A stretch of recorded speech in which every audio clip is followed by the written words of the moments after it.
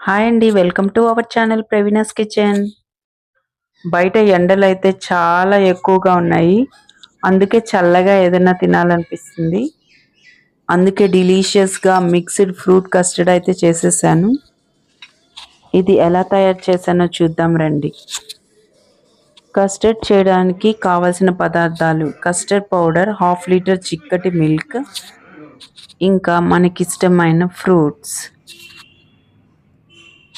ముందుగా పాలు వేడి చేసుకోవడానికి స్టవ్ వెలిగించి ఒక గిన్నె పెట్టుకోవాలి. అందులోకి ఒక 1/2 లీటర్ మిల్క్ వేసుకోవాలి. పాలు కాగేలోపు ఒక బౌల్ తీసుకొని అందులోకి కస్టర్డ్ పౌడర్ 2 స్పూన్స్ వేసుకోవాలి. ఇందులోకి చల్లటి పాలు పోసుకొని ఉండలు కట్టకుండా కలుపుకుంటూ ఉండాలి. పాలు బాగా వేడెక్కిన తర్వాత ఇందులోకి ఒక అరకప్పు చక్కెర వేసుకోవాలి. చక్కెర బాగా కరిగే వరకు కలుపుకోవాలి. ఇలా పొంగుతున్న పాలలో ముందుగా కలిపెట్టుకున్న కస్టర్డ్ పాల మిశ్రమాన్ని కూడా వేసుకొని బాగా కలుపుకోవాలి. ఈ పాలని అరగంట పాటు చల్లారబెట్టుకోవాలి. ఇప్పుడు కస్టర్డ్లోకి మనకి ఇష్టమైన ఫ్రూట్స్ని సన్న ముక్కలుగా కట్ చేసుకోవాలి.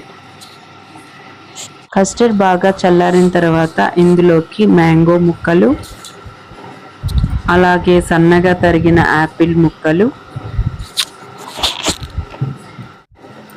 ఇంకా సన్నగా తరిగిన అరటిపండు ముక్కలు, ఇంకా దానిమ్మ గింజలు కూడా వేసుకొని కలుపుకోవాలి.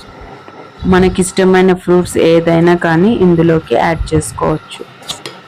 ఇలా అన్నీ వేసేసుకున్న తర్వాత మూత పెట్టి 1 గంట పాటు ఫ్రిడ్జ్లో పెట్టుకోవాలి. 1 గంట అయిన తర్వాత ఇప్పుడు ఒకసారి కస్టర్డ్ని పైకి కిందకి బాగా కలిసేలాగా కలుపుకోవాలి. ఇలా కలుపుకున్న తర్వాత సర్వింగ్ బౌల్స్లోకి సర్వ్ చేసుకోవడమే. ఇప్పుడు సర్వింగ్ బౌల్స్ అయితే రెడీ అయిపోయినాయి. ఇప్పుడు కస్టర్డ్ని కొద్ది కొద్దిగా వేసేసుకోవాలి. అంతేనండి, ఎమ్మీగా ఎంతో డిలీషియస్గా ఉండే కస్టర్డ్ అయితే రెడీ అయిపోయింది. చల్ల చల్లగా ఈ సమ్మర్లో తింటుంటే చాలా బాగుంటుంది. పిల్లలు ఇంకా పెద్దలు కూడా ఇది చాలా ఇష్టంగా తింటారు.